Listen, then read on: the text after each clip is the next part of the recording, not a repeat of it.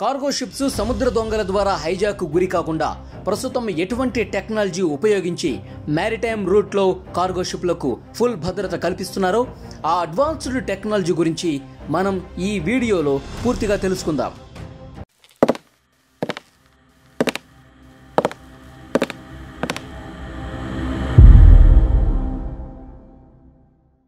Cargo ships ను సముద్ర మార్గం ద్వారా ఒక దేశం నుంచి మరొక దేశానికి వస్తువులు రవాణా చేయడం కోసం ఉపయోగిస్తారని దాదాపుగా అందరికీ తెలిసిందే. అయితే ఈ కార్గో షిప్స్ ధర ఎంత ఉంటుందో తెలుసా? మీరు ఎప్పుడైనా సముద్రంలో తిరిగే అతిపెద్ద కార్గో షిప్స్ ఖరీదు ఎంత ఉంటుందో కనీసం ఒక్కసారైనా ఊహించారా? ఈ షిప్లలో రవాణా జరిగే వస్తువుల వాల్యూ కోట్లలో కాదు వేల కోట్లలో ఉంటుంది. ఒక్కొక్క కార్గో షిప్తో పాటు అందులో ఉండే వస్తువుల ఖరీదు లెక్కిస్తే వేల కోట్లే. అయితే ఈ షిప్స్ తమ ప్రయాణం మొదలుపెట్టాక గమ్యం చేరుతాయో లేదో ఖచ్చితంగా చెప్పడం కష్టం. ఎందుకంటే సముద్రంలో కొన్ని అనుకోని విపత్తులు ఎదురయ్యే అవకాశం చాలా ఎక్కువ. అంతేకాదు కార్గో షిప్లపై సముద్రపు దొంగలు దాడి చేసే అవకాశం కూడా ఉంది.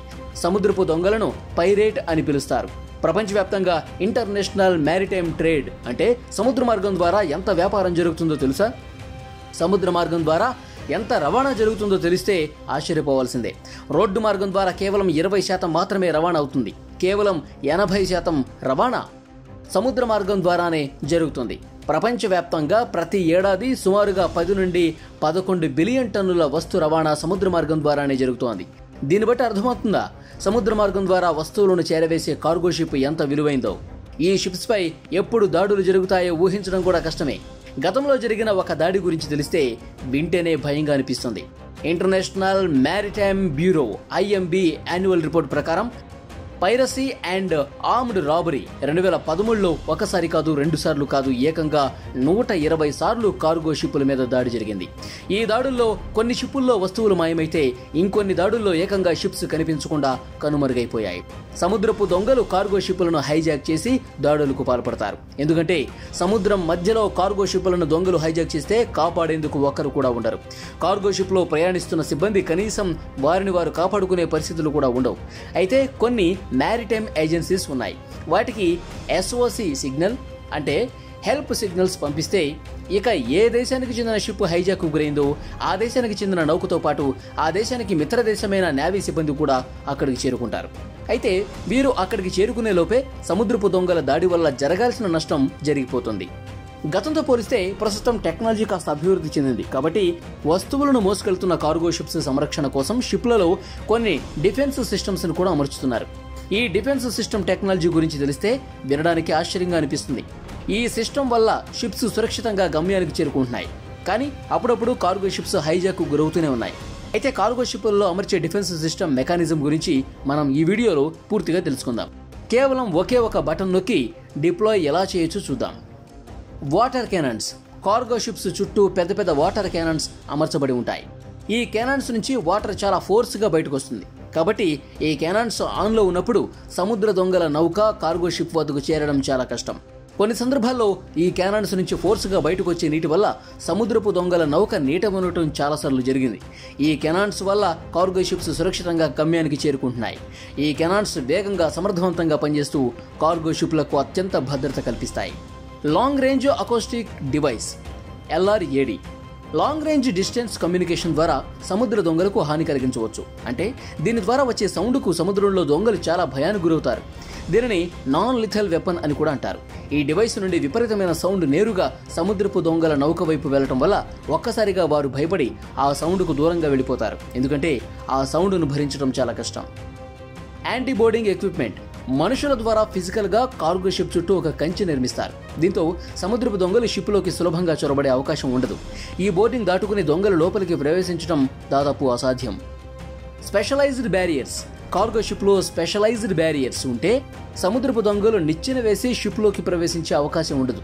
నిచ్చెన అంటే మనం సాధారణంగా ఉపయోగించేవి కాదు. గ్రప్లింగ్ హుక్స్లను నిచ్చెనలాగా ఉపయోగిస్తారు. సముద్రపు దొంగలు నౌకలో నుంచి షిప్ పైకి ఈ గ్రప్లింగ్ హుక్స్ విసురుతారు. ఆ హుక్స్ కార్గో షిప్ కార్నర్కు గట్టిగా బిగించబడుతుంది. ఇక సముద్రపు దొంగలు సులభంగా దాని సాయంతో షిప్లోకి ప్రవేశిస్తారన్నమాట. కానీ షిప్లో యాంటీ బోర్డింగ్ ఎక్విప్మెంట్స్ ఉంటే ఈ గ్రప్లింగ్ హుక్స్ ఉపయోగించేందుకు చిన్న అవకాశం కూడా ఉండదు. వీటితో పాటు ప్రత్యేకంగా కార్గో షిప్లకు నేవల్ ప్రొటెక్షన్ అందిస్తారు. అంటే నేవల్ ఇంటర్వెన్షన్ సహాయంతో డేటా కలెక్ట్ చేస్తారు. సముద్రంలో ఎక్కడ హై రిస్క్ ఎక్కువగా ఉంటుందో అక్కడే సముద్రపు దొంగల నుంచి దాడులు జరిగే అవకాశం ఎక్కువగా ఉంటుందన్నమాట. అటువంటి ప్రాంతాల్లో నేవీ సైన్యాలు పెట్రోలింగ్ చేస్తాయి. వివిధ దేశాల ఆర్మీలు, వివిధ దేశాల నేవల్ ఫోర్స్ పెట్రోలింగ్ చేసి పరిసర ప్రాంతాల్లో సముద్రపు దొంగలు ఉంటే వారిని అదుపులోకి తీసుకుని వారి బారి నుండి కార్గో షిప్లకు భద్రత కల్పిస్తారు. గతంలో సోమాలికి చెందిన సముద్రపు దొంగలు అధికంగా దాడులు చేసేవారు. అటువైపుగా వెళ్లే షిప్లను హైజాక్ చేసి షిప్లో ఉండే వాళ్లను చంపేసి మొత్తం దోచేసేవారు. ఇలాంటి ఎన్నో ఘటనలు గతంలో చాలానే జరిగాయి. కానీ ప్రస్తుతం పరిస్థితులు చాలా మారాయి. షిప్లపై దాడులు తగ్గడంతో సముద్రపు దొంగల సంఖ్య కూడా దాదాపు తగ్గిందని చెప్పాలి. ఐఎంబీ రిపోర్ట్ ప్రకారం ప్రతి ఏడాది 100కు పైగా కార్గో షిప్స్ దాడులకు గురవుతున్నాయి. సముద్రపు దొంగలు దాడి చేస్తే నష్టం తీవ్రస్థాయిలో ఉంటుంది. మ్యారిటైమ్ రూట్లో కార్గో షిప్లకు 100% సెక్యూరిటీ కల్పించడం ఇంకాస్త బాకీగానే ఉంది. కార్గో షిప్లపై దాడులు జరిగే విధానం సందర్భాన్ని బట్టి రకరకాలుగా ఉంటాయి. హౌతీలు ఒకసారి ఎలా అటాక్ చేశారంటే గెలాక్సీ లీడర్ షిప్ను హెలికాప్టర్తో ఏరియల్ అటాక్ చేశారు. ఇలా అటాక్ చేస్తే కార్గో షిప్లను సంరక్షించడం కష్టమే. ఒకవేళ CSWIను షిప్లో అమర్చి ఆ వెపన్ సిస్టంతో దాడికి పాల్పడే వారిని గాల్లోనే అంతం చేయొచ్చు అన్నమాట. కానీ కొన్ని అనవసర సమస్యలు కూడా దీనివల్ల ఏర్పడే అవకాశం ఉంది. ఇలాంటి వెపన్స్ షిప్లో ఉంటే ఇతర దేశాల మిలిటరీ తమ దేశ భద్రతను దృష్టిలో పెట్టుకుని అటువైపుగా వెళ్లే షిప్లను ఆపేస్తాయి. కొన్ని సందర్భాల్లో ఈ వెపన్స్ వల్ల ఇతర దేశాల నేవల్ సైన్యానికి అనుకోని ప్రమాదం జరిగితే ఇక దేశాల మధ్య యుద్ధమే. లీగల్ అండ్ ప్రాక్టికల్ లిమిటేషన్స్ అనేవి ఖచ్చితంగా పాటించాలి. ఎట్టి పరిస్థితుల్లో కార్గో షిప్లలో వెపన్స్ అమర్చకూడదు.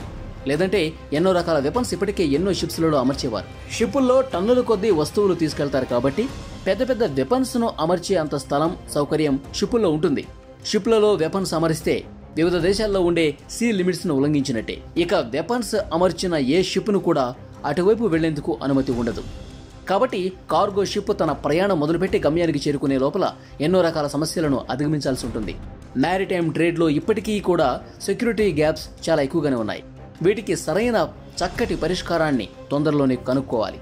అప్పుడే కార్గో షిప్స్ తమ ప్రయాణాలను మొదలుపెట్టి సురక్షితంగా తమ గమ్యానికి చేరుతాయి. ఇక భవిష్యత్తులో డిజిటల్ యుగం రాబోతోంది. దీంతో మనం భారత్లో కూర్చుని ఏ దేశంలో అయినా సరే అక్కడి స్పెషల్ ఫుడ్, ట్రెడిషనల్ క్లాత్స్, అక్కడి స్పెషల్ ఏంటో వాటిని ఆర్డర్ చేసుకోవచ్చు. అయితే ఇలా ఆర్డర్ చేసేవన్నీ ఎక్కువగా సముద్ర మార్గం ద్వారానే ఒక దేశం నుండి మరో దేశానికి వెళుతున్నాయి. ఆర్డర్లు డిజిటల్ చేయొచ్చు కానీ వస్తువుల డెలివరీ మాత్రం ఫిజికల్ రూపంలోనే చేయాలి. కాబట్టి కార్గో షిప్స్ టన్నుల కొద్దీ గూడ్స్ను సముద్రంలో మోస్తున్నాయి. కాబట్టి మ్యారిటైమ్ రూట్లో షిప్లకు సరైన భద్రత లేకపోతే గనక సముద్ర వ్యాపారులకు ఊహించని తీవ్ర నష్టాలు ఎదురవుతాయి.